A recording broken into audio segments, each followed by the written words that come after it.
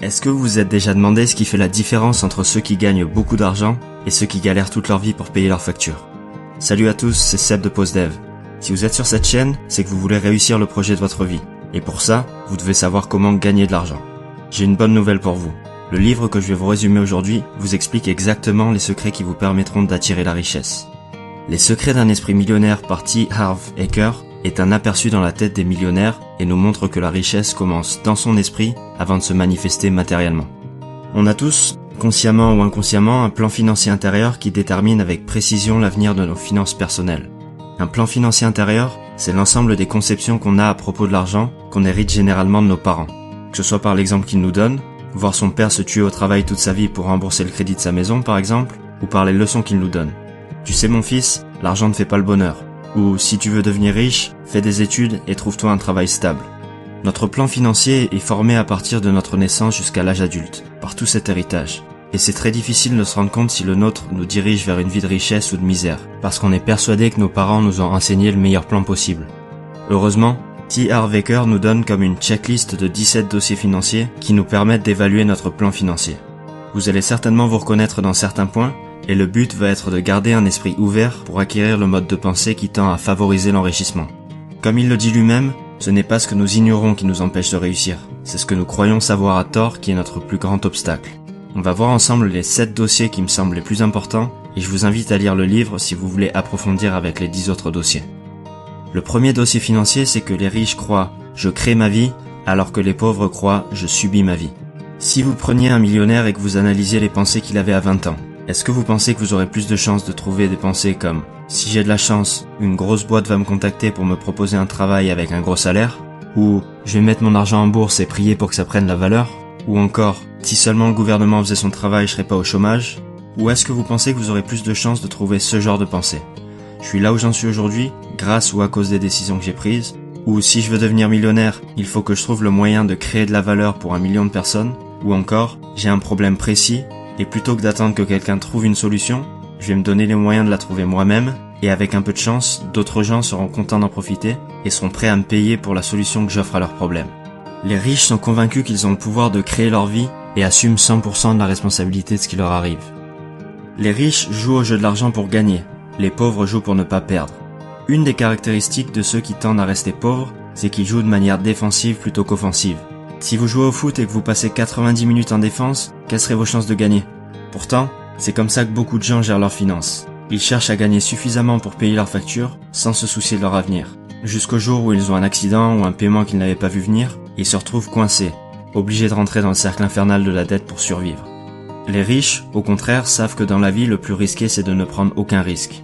Ils ont conscience que, pour vivre une vie prospère dans le futur, ils doivent sortir de leur zone de confort et prendre des risques. Que ce soit créer une start-up, un blog ou vendre un produit sur internet.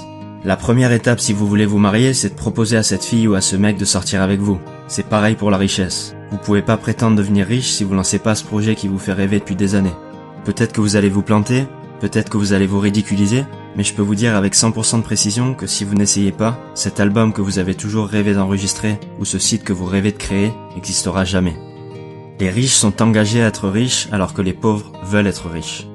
Les futurs riches, entre guillemets, sont prêts à travailler 16 heures par jour, 7 jours sur 7, et sacrifier leurs loisirs en risquant le peu d'argent qu'ils ont, dans l'espoir qu'un jour ça paiera et qu'ils pourront profiter pleinement de la vie et en faire profiter leur entourage.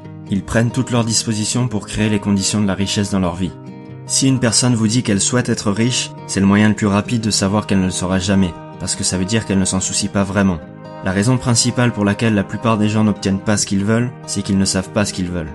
Déterminer avec précision la situation financière dans laquelle vous vous engagez à être dans 5 ans, il y a de fortes chances que vous y arriviez. Les riches se concentrent sur les opportunités, alors que les pauvres se concentrent sur les obstacles. Si le chemin qui se présente devant vous ressemble à ça, qu'est-ce que vous voyez? Les pauvres voient une succession d'obstacles. Les riches voient autant d'opportunités. Des opportunités d'apprendre, de mettre leur expertise à contribution, de travailler sur un projet qui a du sens et qui crée de la valeur, et aussi une opportunité de gagner beaucoup d'argent. Si vous vous surprenez à dire des choses comme « ça marchera jamais »,« imagine que je me lance et que je me plante complètement », ou « en 2018 c'est trop tard pour créer un podcast », il y a de fortes chances que vous ayez du mal à voir des opportunités. J'ai fait toute une vidéo sur comment transformer les obstacles en opportunités, vous pouvez la regarder ici si c'est pas déjà fait. Le cinquième dossier financier, c'est que les riches se concentrent sur leur valeur nette, alors que les pauvres se concentrent sur leurs revenus gagnés. Une fausse croyance concernant l'argent, c'est que la richesse financière se mesure grâce aux revenus. C'est-à-dire que si vous gagnez un salaire de plus de 120 000 euros, ça ferait automatiquement de vous un riche. Mais on connaît plein de personnes qui gagnent bien plus que ça, mais qui sont fauchées. C'est parce qu'ils oublient les 3 autres éléments de la richesse. Les économies, les investissements et la simplification. Ces 4 éléments constituent la valeur nette. Les économies sont fondamentales. On peut gagner beaucoup d'argent, mais si on n'en garde pas, on sera jamais riche. Pour citer le livre Père riche, Père pauvre, la richesse, c'est combien d'argent vous gardez, pas combien d'argent vous gagnez. Ensuite, les investissements sont aussi fondamentaux, parce qu'ils déterminent l'argent que vous allez gagner dans le futur. Et enfin, la simplification, c'est la capacité à vivre avec moins et se sentir riche malgré tout. Donnez 3 repas par jour et un toit à un enfant du tiers-monde et il se sentira riche. Si vous ne vous sentez pas riche avec déjà beaucoup plus que ça, vous ne vous sentirez pas beaucoup plus riche avec toutes les villas et les voitures de luxe du monde. Les riches gèrent bien leur argent alors que les pauvres le gèrent mal. Les riches ne sont pas plus intelligents que les pauvres. On peut trouver plein d'exemples de personnes riches qui ne semblent pas percuter grand chose. Ce qui fait la différence, c'est qu'ils savent bien faire une chose, c'est gérer leur argent. Une fois que vous saurez gérer votre argent, vous en obtiendrez bien plus. Imaginez qu'on vous donne 1000 euros et que vous perdiez tout. Est-ce que vous pensez avoir mérité d'en avoir plus ? Tant que vous ne vous serez pas montré capable de gérer ce que vous avez, vous n'en aurez pas plus. Vous devez acquérir l'habitude et la capacité de gérer une petite quantité d'argent avant de pouvoir en obtenir une grande quantité. Les riches apprennent et grandissent sans cesse, alors que les pauvres croient déjà tout savoir. Vous savez les 2 mots les plus dangereux de la langue française d'après Harvecker ? Je sais. Les pauvres tentent souvent de prouver qu'ils ont raison. Ils vous expliqueront qu'ils sont pauvres à cause des circonstances et que ça va bientôt se régler. On peut avoir raison ou on peut être riche, mais pas les deux. Avoir raison, ça veut dire qu'on reste accroché à nos anciens modes de pensée, mais on réalise pas que c'est ces anciens modes de pensée qui nous ont amenés là où on est aujourd'hui. Si on considère qu'on ne peut pas s'instruire par manque de temps ou d'argent, on ne pourra pas développer les connaissances nécessaires pour atteindre la richesse. Les riches savent que la connaissance, c'est le pouvoir, et le pouvoir, c'est la capacité d'agir. Devenir riche, au final, c'est pas vraiment chercher à gagner beaucoup d'argent, mais plutôt chercher à se perfectionner soi-même en développant un caractère et un esprit qui nous permettent, indirectement, de devenir riche. Vous en pensez quoi ? Est-ce que votre plan financier est réglé sur la richesse ou sur la pauvreté ? Quel est le point sur lequel vous allez devoir travailler pour mettre toutes les chances de votre côté ? Encore une fois, assurez-vous bien de lire le livre pour découvrir les 10 autres dossiers financiers. Vous pourrez trouver le lien Amazon dans la description si vous voulez l'acheter. Et en attendant, n'hésitez pas à vous abonner à ma chaîne pour pas rater les prochaines vidéos.